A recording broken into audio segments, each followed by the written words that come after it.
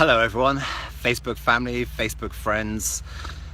Thanks for joining me. If you have questions, please start commenting below. Feel free to interject if there's anything that doesn't make sense, and I'm gonna get cracking. So, why have I decided to do this video? Why you'll never be ready to be in a relationship? It's because I've been in the personal development world, kind of immersed in it for the last 5 years. Spiritual development world, last 5 years. Whatever you want to describe it as, pertain it as. And there's something that I see a lot, and with my own clients as well. I get a lot of people coming to me, and this isn't to judge where someone is at. This isn't to judge how someone has dealt with a situation, but it's something very prevalent when people talk about self-love, loving yourself. Have you ever heard things being said? We're talking women's magazines, we're talking personal development workshops, we're talking YouTube videos, and you've heard someone say, if you truly loved yourself, this wouldn't be happening to you. You hear things said like, if you were whole, you wouldn't be attracting that person. Now, I'm going to try and keep language to a minimum, but it's just such a crock of shit. Like, seriously. When it comes to attracting a partner, when it comes to being in a relationship, you can't love yourself 100%. You can't get yourself to a place where you 100% have self-love and therefore you meet someone else who is 100%. So let's rewind it back and get to who we are, what we're looking for. So we are souls in a body. If you don't believe that, that's fine. Stay with me because what I'm about to say will also make sense. So we have our energy bodies, and our soul is looking for particular experiences. Our soul is looking to manifest certain lessons. And along that journey, certain things are going to happen to us. It might be that our dad leaves when we're 5. He never comes back. It might be that every time we went to hug our mum or hug our gran, we were rejected, or at least we felt rejected from our model of the world. Now, what happens in those situations is parts of your energy, parts of your soul get left frozen back in time. Exactly, as Shamini says, your soul is looking to manifest those lessons. It wants to experience those lessons.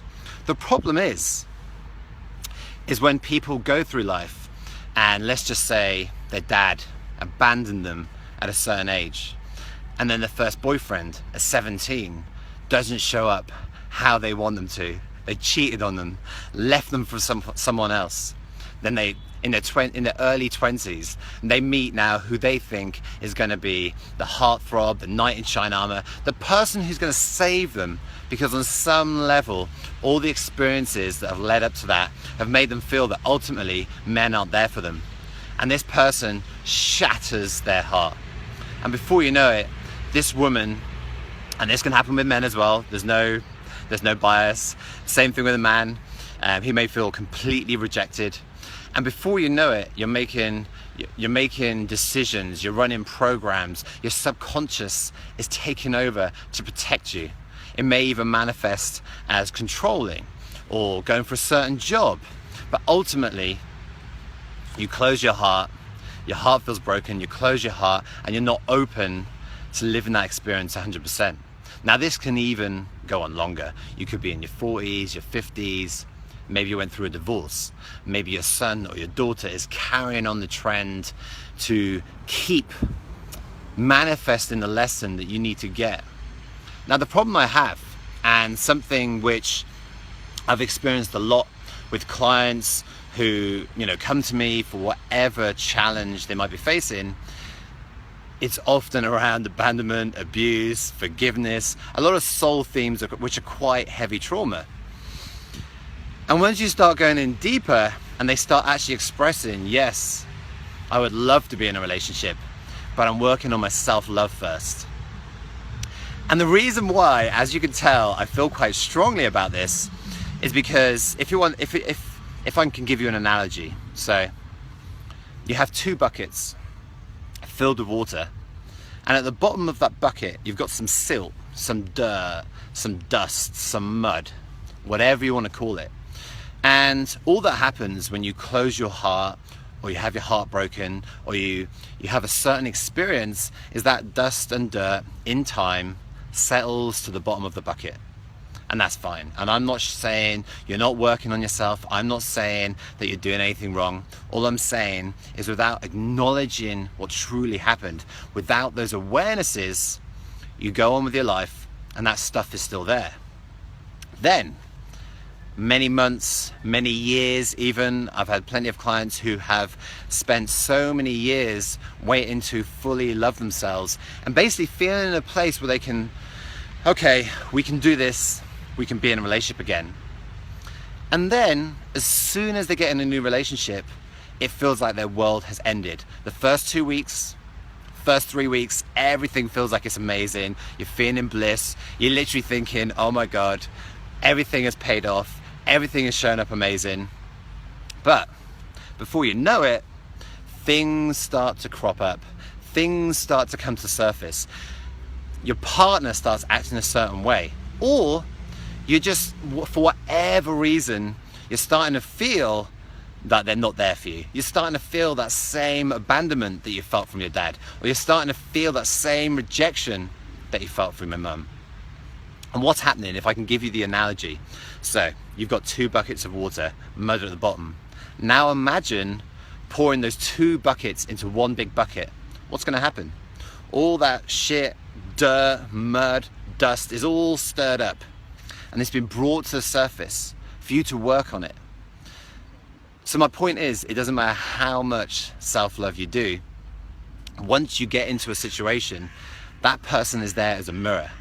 The ancient civilizations, the Essenes, the Nazarenes, they knew full too well, when you got in a relationship, it was all about that person reflecting who you were back at each other, being able to help each other grow.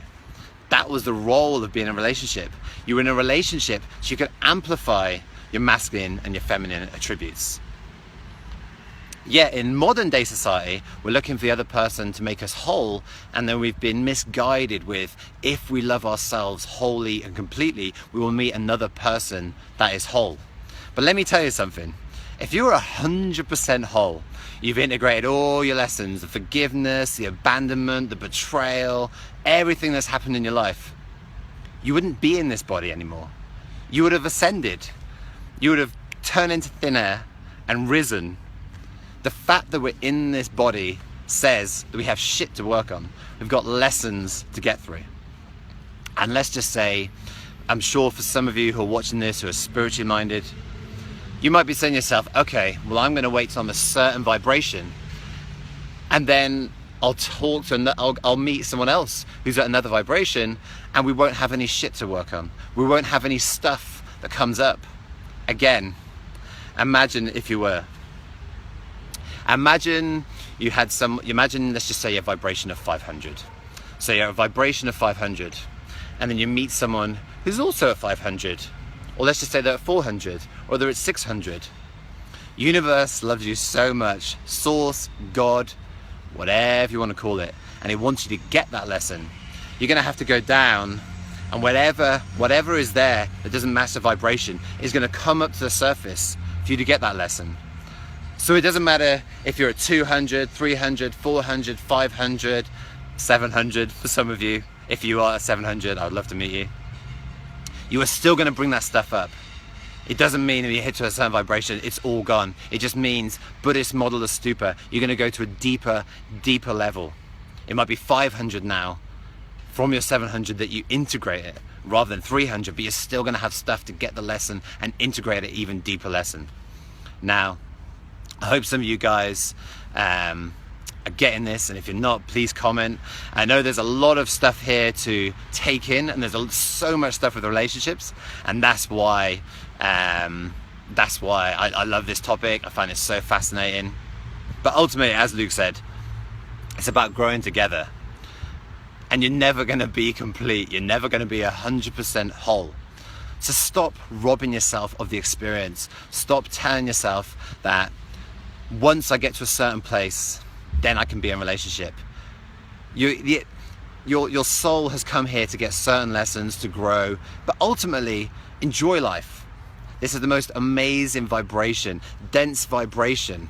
astral plane, soul kingdom, ascension kingdom, all the way up to source. We don't get to feel what we feel at this level. So enjoy it, enjoy the experience, and know that the universe has your back. And whatever you get, you can. So, sorry, I just lost signal there. So, I just want to conclude with what you can actually do now. So, if self-love isn't the answer, what is the answer? Awareness. Too many people, things start showing up in the relationship and they're like, oh my God, men are shit. Oh my God, men always leave me. Oh my God, women never show me the love I'm looking for. Women never show me the support I'm looking for. If you look back at your life and you see that men always leave you or men always show up a certain way, I'm sure everyone who's listening to this believes in the law of attraction.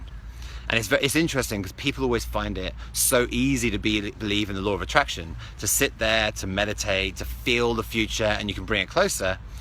And yet people often find it so difficult to imagine that a decision we made with emotion, just like law of attraction, could have left a part of us behind. And until we integrate that, until we get that lesson, the energy we're giving out and the co-creation we're giving out is going to attract certain things. So I invite you, if you've got certain experiences that are showing up for you in your life that you're not happy with, go within. Ask, who does this belong to? Ask, where does this actually come from? Where does this truly come from?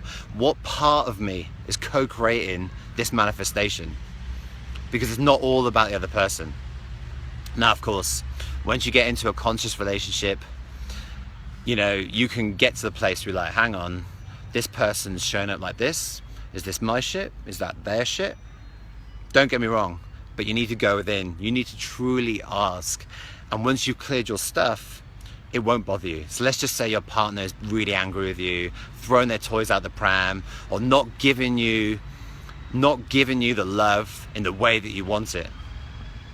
Go within and see, how the way you're feeling. Is it because that person is truly not giving you the love the way you want it, or actually you have such a desperate need to get that love because your mum didn't give you that love the way you wanted it? So it's not self-love, guys. I'm going to conclude this. It's about self-awareness. Go within, truly ask yourself, what is my part in this? Because everything is a co-creation. If it's affecting you, if you're feeling the emotion, if it's hurting you, if you feel a charge, if you feel angry, then there's something in you that needs addressing. And once you get to that place, acknowledge those parts of you that you haven't forgiven yourself for. Acknowledge those parts of you that you didn't let grieve for that relationship, for that divorce, for that parent. And then from that place, with awareness, go into a relationship. And with awareness, see how that relationship shows up and check in with yourself how you show up. And that is a conscious relationship. And once you're at that place, then you're ready for a relationship. Okay, guys, I'm going to conclude it there.